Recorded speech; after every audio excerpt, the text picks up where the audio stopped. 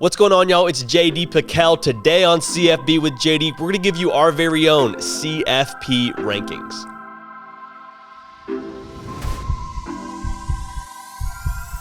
Welcome into CFB with JD, the place that has you covered year-round for college football. Y'all drive it. I get to sit in the seat.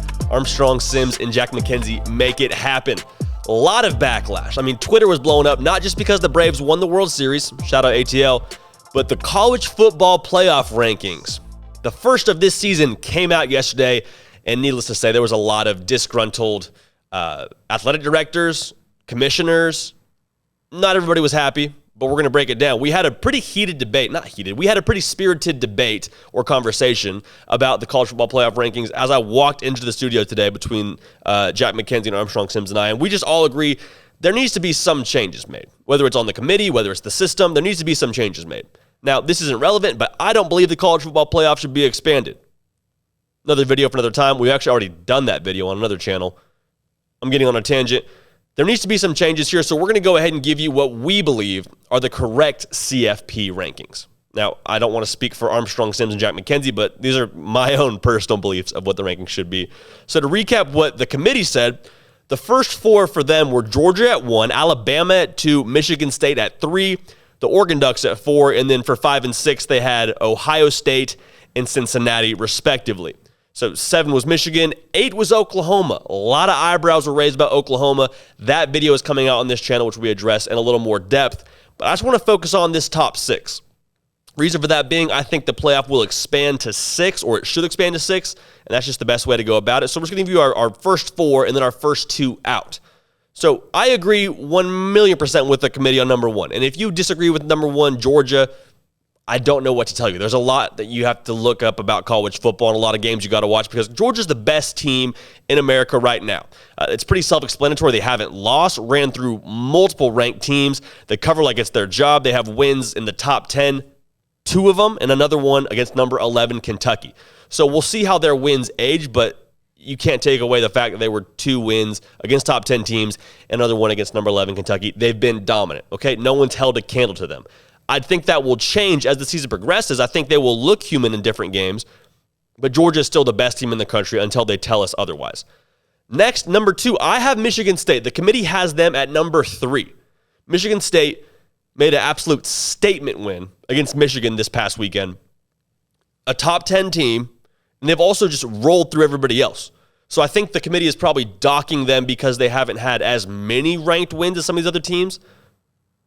They're still one of the best teams in the country if you look at what they've done resume-wise.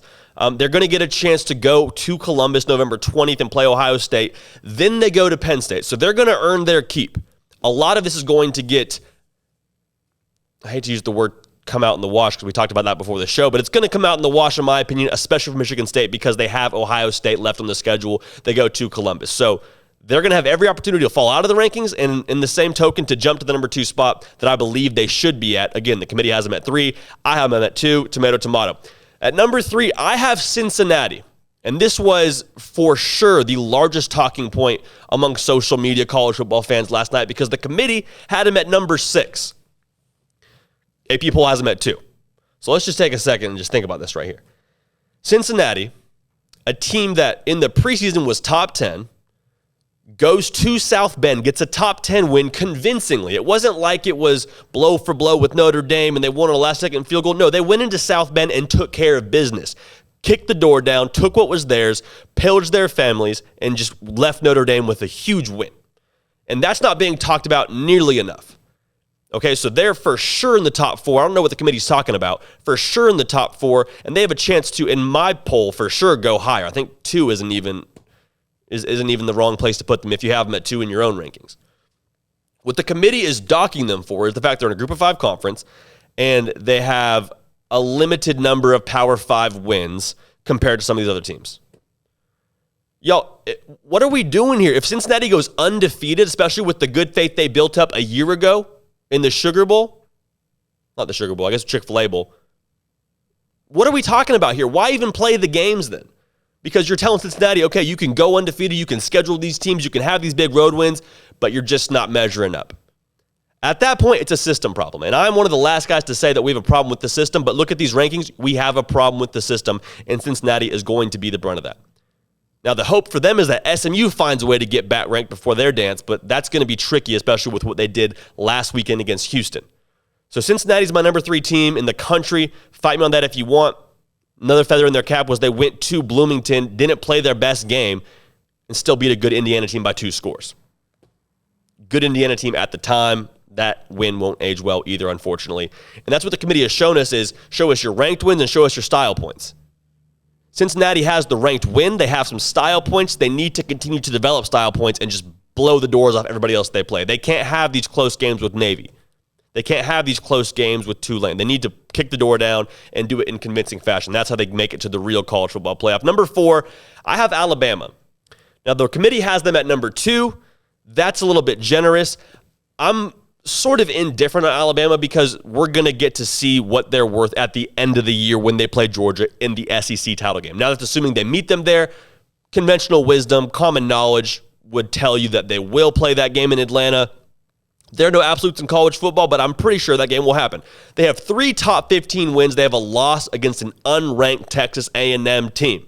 That cannot be excused. I was this close to putting them in the first 2 out, but the fact that they have those 3 top 15 wins deserves some credit. Now, the top 15 wins, in case you were wondering, are Florida, Ole Miss, and Miami. The Miami win has not aged quite as well. The Florida win has not aged quite as well. They still went to Gainesville. The Ole Miss win has not aged quite as well. So if you're freezing those wins in time, which I think you should, I do at least for these rankings, Alabama's one of the top 4 teams. But again, none of this really matters. If they run the table, if Georgia runs the table, they meet in the college football playoff, we're going to get to decide what Alabama's worth is on the field, which I think we're all in agreement for. The first 2 out, I have number 5, Oklahoma, which the committee put at number 8, which I think is just stupid. I mean, you put Michigan ahead of them. Michigan, I don't think, has a ranked win on their schedule. Correct me if I'm wrong, but if they do have a ranked win, it's not by any super impressive margin or super impressive team. They went toe-to-toe with Michigan State, which it feels like if you're the committee, you're crediting them a lot for the loss against Michigan State. You look good against the top team in Michigan State. Here's a cookie. Oklahoma is one of the top 5 teams in the country. What they're getting docked for is they have no wins against an opponent that's ranked. But they're still undefeated. The meat of their schedule is ahead of them. So Oklahoma has a very, very realistic chance to play their way into the college football playoff. If Oklahoma goes undefeated, you're not keeping them out. Power 5 champion, win the Big 12 soundly. They will have, at that point, 3 top 10 wins, assuming that the conference championship is against a top 10 win team. And if not top 10, it'll be a top 15 team. So who they have left? At Baylor, who's number 12 right now, according to the committee.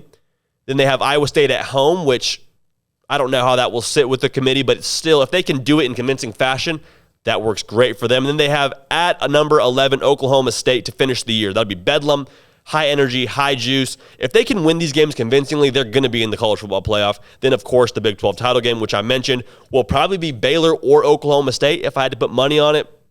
So they're going to have to be a top 15 team, one of them twice, and then they will have 3 more top 15 wins on or 2 more top 15 wins on their schedule. So 3 total top 15 wins if they were to win out the rest of the way. Number 5 feels like a fair spot to put them right now, but similar to Alabama, they're going to be able to play their way into this thing. They're not out of it. I get it's disrespectful to have them at 8, but if they run the table and go undefeated, they're going to be in the college football playoff. At number 6, I have Ohio State. Almost said Iowa State. Sorry, Cyclones. I love you, but you're not the number 6 team in the country. Ohio State is my number 6 team in our CFP with JD rankings. They're number 5, according to the committee. They have 1 ranked win against Penn State, which came this past weekend. They have the loss to Oregon at home, so that hurts them.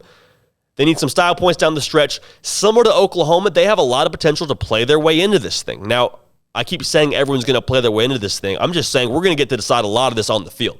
The stage has been set more or less for them to decide this on the field. Ohio State has Michigan State at home. They go to Michigan, and then they have the Big Ten title to end the year, assuming they end up in that game. Michigan State's going to be a tough out. Michigan State and Ohio State, I think, will trade blows. It's going to be really interesting if we have a 1-loss Big Ten champion in Michigan State. We'll see, but I do think a one-loss Big Ten champ gets in. It's just going to be really interesting down the stretch. And then Michigan. You hope and you pray, if you're an Ohio State fan, for Michigan to be a big, juicy top 10 team somehow at the end of the year, and you get to just beat the doors off them in Ann Arbor. Again, I mean, it's the same script for Oklahoma as it is for Ohio State. If they are able to run the table, they'll have 3, maybe not even top 15. It might be 3 top 10 wins, depending on how these teams finish out the rest of the way. But they're going to have a really good chance to play their way into the title game, or into the conference championship, I should say, into the college football playoff. I'm all over the place. To recap, Georgia at 1, Michigan State at 2, Cincinnati at 3, Alabama at 4, Oklahoma at 5, Ohio State at 6. That is, again, not in accordance with the committee. If you cared, I had Oregon at 7. They're ranked 4 in the college football playoff. That Stanford loss hurts, as well as being in the Pac-12. Going to hurt them, I think, the rest of the way. But I just want to make sure I say this. I'm not happy with the committee at this point. I don't think they got it right. But I do think that this is the first ranking, so I think we should all just kind of take a breath. Like, I don't think it's right, but I, at the same time, think we haven't had the wrong field of 4 just yet. Let's have a little faith in the system, have a little faith in the committee. I'm not pro what they've come out so far with, but there's still a lot to be decided, and I think a lot of it will get decided on the field, which is ultimately how it should be decided. Appreciate you tuning in. Subscribe to the channel. College football content nearly every single day. That's not my fault. That's because of Armstrong Sims and Jack McKenzie doing what they do. Appreciate you watching. Again, subscribe to all the content coming your way. We will keep this party rolling, and we will see y'all next time.